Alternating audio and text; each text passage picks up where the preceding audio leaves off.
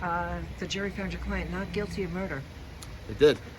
Your thoughts on the verdict? And I agree with the verdict 100%. They never had any evidence that he was at the scene, that he participated in a crime or anything. And I think it's a slam dunk that they convicted him on a possession that was in his house. That was expected, I think, and I'm satisfied with the verdict.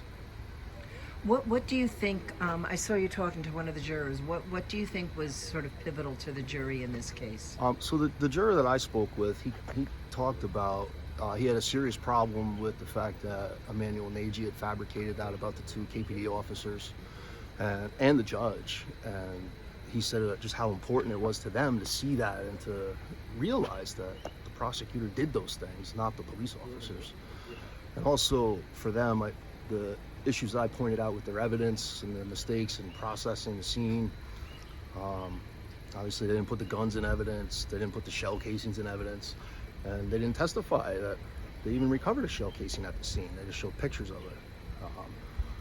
I don't want to speculate about why Chief Assistant Nagy didn't put that evidence before the jury, but I'm not complaining.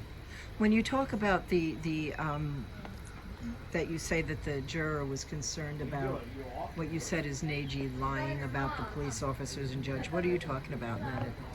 So from the first trial with Raymond Snyder, and there was a report that there were findings of perjury of two of the officers from the City of Kingston Police Department. And I engaged in substantial motion practice to develop and get those records. And the DA's office withheld them, wouldn't turn them over. And ultimately, I learned that there was never a finding of perjury, that neither officer had ever perjured themselves. I believe that there's a separate issue for Detective Grothkopf, but Ed Schumann clearly never perjured himself. And